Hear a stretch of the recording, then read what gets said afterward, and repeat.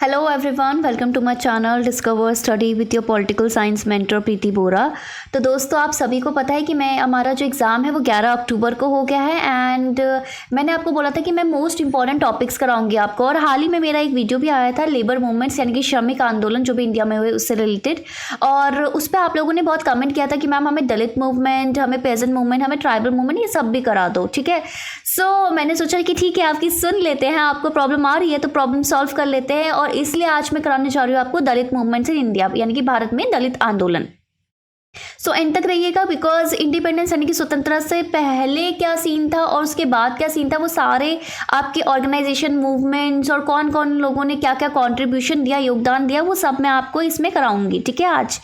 तो चलिए फिर स्टार्ट करते हैं। स्टार्ट करने से पहले एज यूजुअल जो भी नया है वो चैनल को सब्सक्राइब कर लो, नोटिफिकेशन ऑन कर लो, बिकॉज इस तरीके की वीडियो आपके पास आती रहेगी। एंड ये सारी वीडियोस वही हैं जो आप डिमांड कर रहे हो, यानी कि आपकी ही प्रॉब्लम सॉल्व हो रही है। तो आप कमेंट सेक्शन में जो भी आपकी डिमांड्स है वो लिखना मत भूलना। और वीडियो अच्छी तो ऑब्वियसली मैं इतनी मेहनत कर रही हूँ, लगेगी आपको, ठीक है, डेफिनेटली मेरा दावा है आपको अच्छी लगेगी। तो लाइक करो, शेयर करो हर जगह, ठीक है। तो चलिए स्टार्ट करते हैं दलित आंदोलन से, ठीक है। सो अगर मैं बात करती हूँ दलित मूवमेंट की, तो ये जो शब्द है ये दलित शब्द कहाँ से आया, किसने इसको दिया? आपने पढ़ा भी होगा कि यार ये सबसे पहले अगर हम बात करते हैं तो दलित पैंथर मूवमेंट थी आपके महाराष्ट्र में, एंड वहाँ से आपने सोचा होगा कि यार ये दलित शब्द तो उधर से ही आया है। लेकिन जो ये टर्म है दलित, ठीक है, वो सबसे पहले यूज़ की थी ज्योतिराव फुले ने ऑप्रेस्ड क्लास और अनटचेबल क्लास के लिए। देखो इंग्लिश हिंदी दोनों में ही सब कुछ आपका मेंशन है, जैसे कि उत्पीड़ित वर्ग या अछूत जातियों के लिए जो ये टर्म है, ये शब्द का प्रयोग ज्योतिबा फुले ने किया था, ठीक है। हिंदूज की जो कास्ट सिस्टम, आपको पता ही है कि हिंदू में एक वर्ण सिस्टम चलता है, जो कि पहले जब आपका ऋग्वेदिक सिस्टम था ना, जब ऋग्वेदिक सिस्टम था, अर्ली वैदिक सिस्टम था, इस समय इतना रिजिड नहीं था, यानी कि एकदम आपका जो कास्ट डिसाइड हो गई वो वैसा ही रहेगा, ऐसा नहीं था।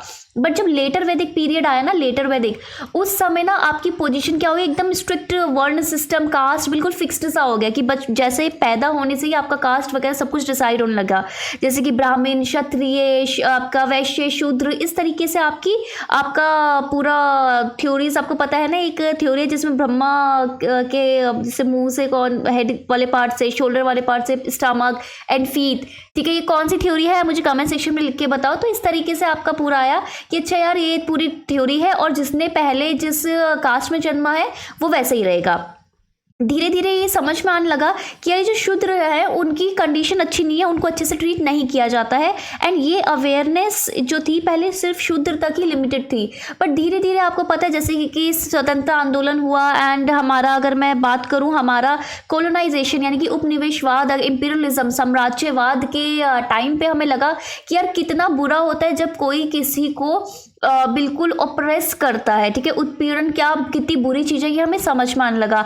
एंड जैसे जैसे फ्रीडम स्ट्रगल हुआ तो फ्रीडम स्ट्रगल में हमारा सिर्फ जो स्ट्रगल था वो पॉलिटिकल यानी कि राजनीतिक नहीं था, बल्कि आपका सोशल यानी कि सामाजिक भी था, इकोनॉमिक भी था, हर तरीके से था। तो जब हम सोशल की बात करते हैं, रिलीजियस की बात करते हैं इनफैक्ट, तो हमें समझ में आता है कि यार क्या पूरा ट्रांसफॉर्मेशन हमें एक्चुअली में चाहिए, इंडिया को एक्चुअली में क्या फ्रीडम चाहिए था, क्या स्वतंत्रता चाहिए थी। क्या वो सिर्फ पॉलिटिकल राजनीतिक थी? बिल्कुल नहीं, वो सोशल, पॉलिटिकल, रिलीजियस, एक तरीके से बोल सकते हो, सामाजिक, राजनीतिक और आपका धार्मिक, पूरा आपका ट्रांसफॉर्मेशन, चेंज चाहिए था, बदलाव चाहिए था, राइट। अब इसमें अगर मैं दलित्स की बात करूं तो जो दलित थे वो आइसोलेटेड होते थे, ठीक है। आइसोलेटेड मतलब बिल्कुल उनको अलग रखा जाता था, फ्रेगमेंटेड, आप सारे इकट्ठे भी नहीं होते थे, अलग अलग, कोई ऐसा नहीं था कि एक आवाज़ थी, ऐसा कोई सिनेरियो नहीं था कि सब दलित की एक आवाज़ हो, वो उनका ऑर्गेनाइजेशन हो, कोई संगठन हो, कोई ऐसे लीडरशिप हो, नेतृत्व हो, ऐसा नहीं होता था। और ऑप्रेस्ड किए जाते थे, यानी कि उत्पीड़न होता था उनका, किसके द्वारा? हेजिमनी यानी कि अधिपत्य, किसका? अपर कास्ट कल्चर का। क्योंकि ये जो कल्चर है ना उसका एक तो हमारा कल्चर, एक हमारी धरोहर भी है, बट कल्चर की कुछ एक नेगेटिव एक आप साइड भी है, जैसे पर्टिकुलर ट्रेडिशन हो जाते हैं, रिचुअल्स हो जाते हैं, राइट, इससे रिलेटेड। तो दलित जो मूवमेंट थी बेसिकली अगर मैं बात करूँ तो वो सोशल रेवोल्यूशन था, सामाजिक आपका बेसिकली रेवोल्यूशन क्या होता है कि एकदम कोई बदलाव आए। अब रेवोल्यूशन तेज भी हो सकता है, स्लो भी हो सकता है, बट रेवोल्यूशन इज लाइक कि कुछ बदलाव चाहिए मुझे, राइट, सोशल चेंज का। जिसमें हम क्या चाहते थे, हम रिप्लेस करना चाहते थे, हम बदलना चाहते थे ओल्ड हायरार्किकल इंडियन सोसाइटी को, जो पुरानी पदानुक्रम वाली जो इंडियन सोसाइटी है ना कि ब्राह्मण क्षत्रिय फिक्स्ड कर दिया, इसको हम चेंज करना चाहते हैं एक नए आइडियाज से। देखो वेस्टर्न वैल्यूज भी आ रही थी धीरे धीरे, उनकी जो आइडियाज है उनसे हम एनलाइटनमेंट अगर आप बोलोगे, जागरूकता अगर आप बात करोगे, वो सब भी आ रहा था। तो डेमोक्रेटिक आइडियल्स, डेमोक्रेटिक यानी कि लोकतांत्रिक, जैसे कि लिबर्टी, स्वतंत्रता। अगर मैं बात करती हूँ स्वतंत्रता की तो सबको मिलनी चाहिए ना, वुमेन हो गए, आपका SC ST हो गए, कोई भी है, हर कोई है, सबको मिलनी चाहिए और इक्वल बेसिस पे मिलनी चाहिए, समानता के साथ मिलनी चाहिए, तभी तो मेरा सोशल जस्टिस होगा, सामाजिक न्याय मेरा तभी तो होगा, राइट। ये एक पर्सपेक्टिव आपके दिमाग में आने लगा, ये हमें समझ आने लगी कि हाँ एक्चुअली में राइट्स है क्या। फिर अगर मैं बात करूँ कुछ मूवमेंट्स हुई, तो सबसे पहले अब मैं बात करती हूँ भक्ति मूवमेंट की। अब मैं भक्ति मूवमेंट की बात क्यों करोगे, आप सोच रहोगे कि मैम ये तो रिलीजियस यानी कि धार्मिक मूवमेंट है, आप इसने इसको किस में डाला, इसमें क्यों डाल दिया, ठीक है, क्योंकि दलित्स तो आप जैसा देखते हो कि यार एक धार्मिक, तो भक्ति फर्स्ट ऑफ ऑल धार्मिक नहीं है, धार्मिक इसका एक अंग हो सकता है, लेकिन पूरी तरीके से भक्ति मूवमेंट धार्मिक नहीं है, ठीक है। भक्ति मूवमेंट में दो तरीके के ट्रेडिशन थे, ठीक है, परंपराएं थी, जैसे कि सरगुण और निर्गुण। सरगुण मतलब ऐसे वाला ट्रेडिशन जो मानते थे कि जो भगवान है ना उसका कोई गुण है, कोई आपका एक फॉर्म है, जैसे कि हम भगवान की पूजा करते हैं, हर कोई अपने अपने रिलीजन में किसी ना किसी की पूजा करते हैं, दैट इज सरगुण। निर्गुण कि भाई बोलते थे कि निर्गुण जो ये भक्ति मूवमेंट्स थे, बोलते थे कि यार भगवान सब एक है, अपना अंदर है, हमारा अच्छे कर्म है, हमारी स्पिरिचुअलिटी है, आपका अध्यात्म है बेसिकली। तो ये जो निर्गुण फॉलोअर्स थे ना, ये फॉर्मलेस यूनिवर्सल गॉड में मानते थे, यानी कि अनुयायी निराकार सार्वभौगिक ईश्वर में मानते थे। एंड रविदास और कबीर जी इसके बहुत बड़े फॉलोअर्स थे, एंड उनके भी फॉलोअर्स थे। तो इन्होंने अपनी टीचिंग्स के थ्रू ये सिखाना शुरू किया कि यार ये जो सब है ना, सब इक्वल है, सबका एक ही भगवान है, तो सब लोग आपके लोग हैं, तो सब लोगों को सेम तरीके से ट्रीट करना चाहिए इक्वल बेसिस पे। तो जो दलित थे ना अर्बन एरियाज के, उनको अर्ली 20th सेंचुरी में उनको लगा कि यार हाँ यार ऐसा तो पहले भी हमें वंचित रखा जाता था कि ये प्रथाओं से, काफ़ी रिचुअल से, लेकिन हम अगर सब लोग इक्वली हैं तो हमारे पास भी तो अधिकार है ना सेल्वेशन का, वो सारे राइट्स का अधिकार जो कि रिलीजियस धार्मिक है। अब ये थोड़ा फैसिनेटिंग भी था, अट्रैक्ट भी कर रहा था, क्योंकि इसमें क्या था, सोशल इक्विटी यानी कि सामाजिक आपका समानता थी। फिर आई आपका दूसरा नियो वेदांतिक मूवमेंट। नियो वेदांतिक मूवमेंट क्या है, एक आपको सबसे इम्पॉर्टेंट आप बोलोगे दिस स्वामी विवेकानंद, ठीक है। विवेकानंद जी के बारे में कौन नहीं जानता, राइट। अब उनके बारे में अगर आप बात करोगे तो नियो वेदांता के ये बहुत बड़े फॉलोवर थे।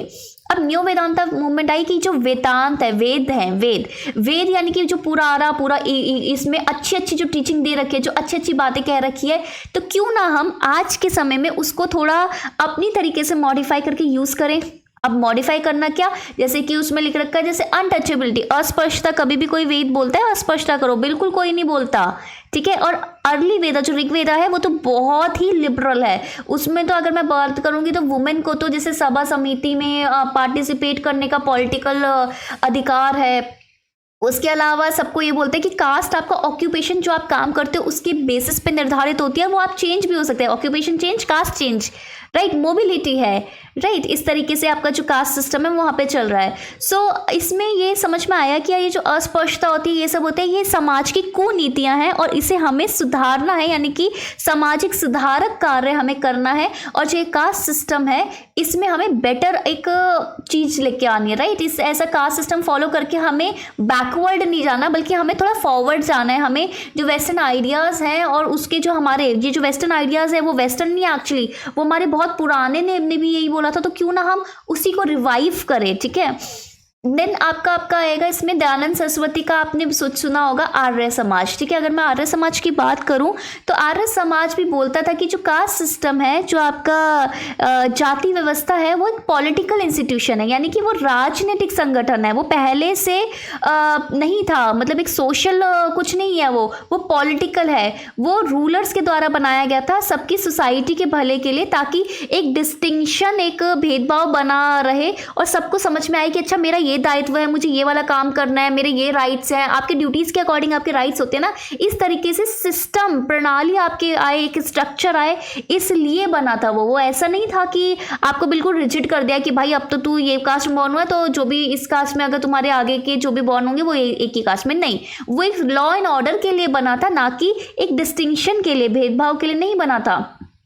फिर नेक्स्ट आता है सत्य शोधक समाज। इसके बारे में भी आपने सुना होगा, सेल्फ रिस्पेक्ट मूवमेंट के बारे में सुना होगा। मुझे बताइए सत्य शोधक समाज जो है ज्योतिबा फुले का, ये कौन से ईयर में स्टैब्लिश हुआ था, ठीक है, और ये कहाँ हुआ था, ठीक है, वेयर, ये मुझे आप कमेंट सेक्शन में बताइए। उसके बाद सेल्फ रिस्पेक्ट मूवमेंट है, आपको पता है आपको सेल्फ रिस्पेक्ट मूवमेंट, अगर मैं तमिलनाडु की बात करूँ, ईवी रामास्वामी नाइकर, जिनको आप पेरियार भी बोलते हो, ठीक है, उनके द्वारा करी गई थी। एंड वो भी ब्राह्मण का जो आधिपत्य है ना उसको चैलेंज करते थे।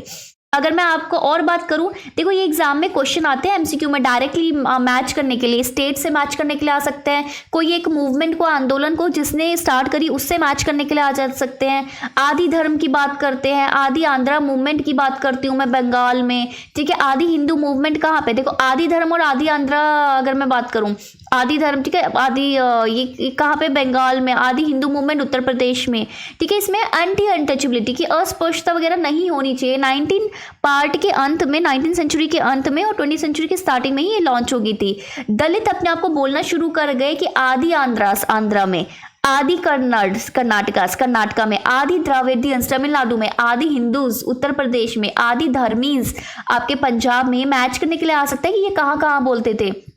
फिर दलित ने क्या किया, उन्होंने फॉलो किया कि रूट ऑफ कन्वर्जन, क्योंकि अगर हिंदू कल्चर में अगर एक कास्ट सिस्टम है जिसकी वजह से उनकी जो लाइफ है वो अच्छी नहीं हो रही, तो क्यों ना हम इस कल्चर को, इस रिलीजन को ही चेंज करते हैं, सो दैट हमें सामाजिक और फाइनेंशियल कंडीशन, हमारी जो आर्थिक स्थिति है वो बेहतर हो सके, और ये जो अस्पष्टता यानी कि अनटचेबिलिटी है इससे हमें छुटकारा मिल सके।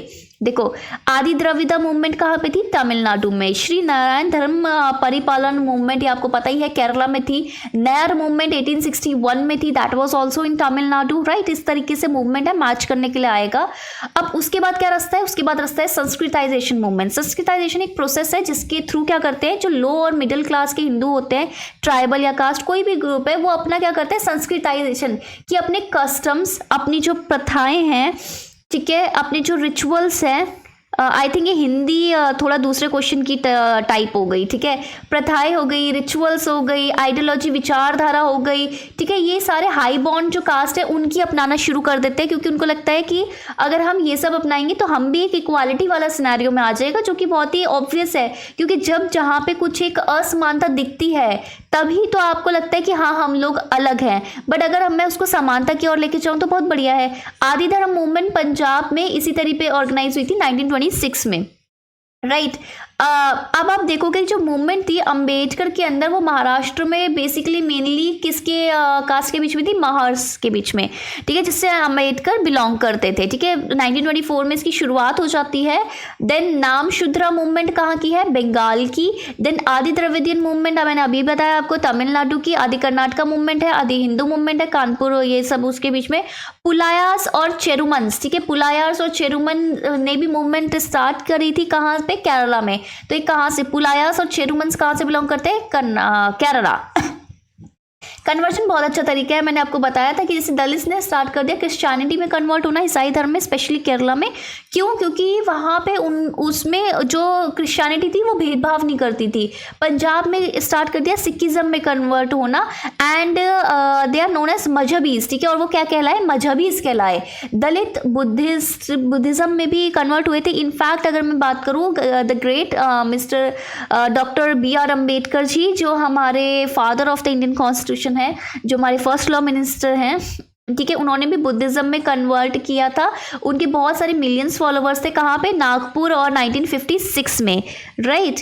उसके बाद अगर मैं बात करूँ हिंदुओं के, हिंदुइज्म जो धर्म है, हिंदुत्व जो धर्म है, हिंदुइज्म, हिंदू धर्म के अगेंस्ट एक विरोध के रूप में जो दलित थे, उन्होंने अपना कुछ अलग से रिलीजन भी फाउंड कर लिया। जैसे कि गुरु घासीदास ने चंडीगढ़ में क्या करा, सतनामी सेक्ट स्टार्ट करा, ठीक है। सतनामी सेक्ट कहाँ पे, गुरु घासीदास, ठीक है, ये मैच करने के लिए आता है मटुआ सेक्ट, ठीक है। मटुआ सेक्ट बेसिकली किसका है?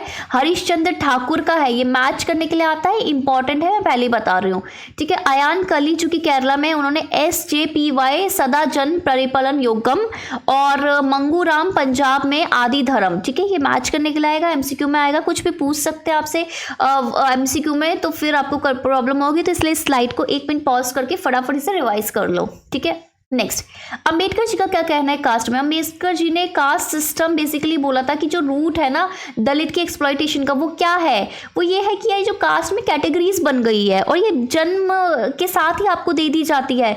तो इसका सॉल्यूशन क्या? इन्होंने बोला कि एजुकेशन, शिक्षा, अगर आपके पास शिक्षा होगी तो सामाजिक और आर्थिक रूप से आप मोबिलिटी, आप ऊपर जाओगे।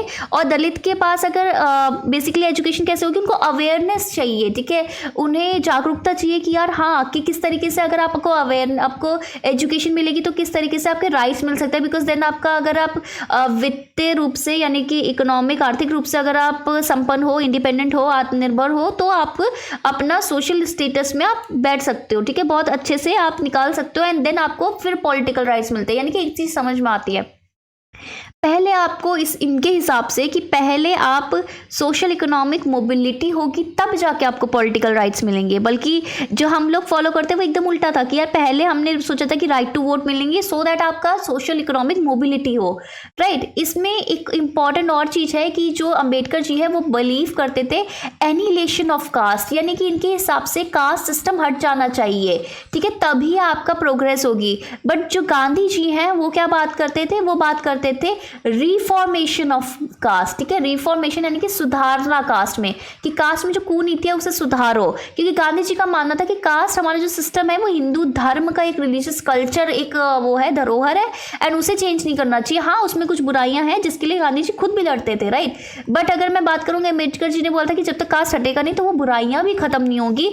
और इन्होंने दी थी थ्योरी ऑफ ब्रोकन मैन, ठीक है, थ्योरी ऑफ ब्रोकन मैन इन्होंने दी है।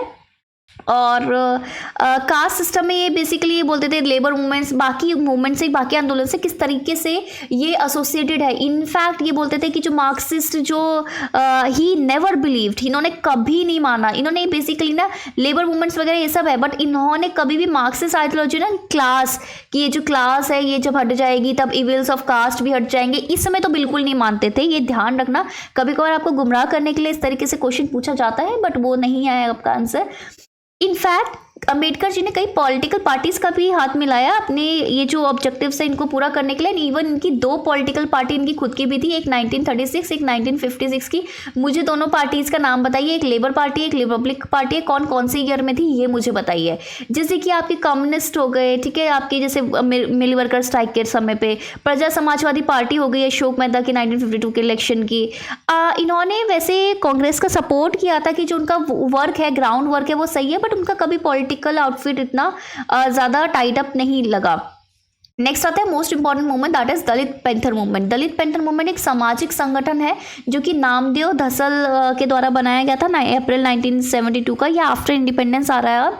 और जो ये बोलते थे कि यार जो 1970s और 80s में इन्होंने देखा था कि यार ये ना बहुत ही दलित को ऑर्गेनाइज करने का एक प्रयत्न था, ठीक है, संगठित करने का, एक नेतृत्व मिले, लीडरशिप मिले, उसका एक संगठन है। और ये इंस्पायर था दलित पैंथर पार्टी से, ठीक है। अफ्रीकन अमेरिकन मूवमेंट थी जो 1966 से 82 में यूएस में आपको देखने को मिली थी। और इनको लगा था कि न्यू बुद्धिस्ट वगैरह ऐसे वगैरह इन सबसे ये बिलोंग करते थे, तो उनको लगा कि यार हाँ, इस तरीके से हम भी अपने आप को संगठित करते हैं।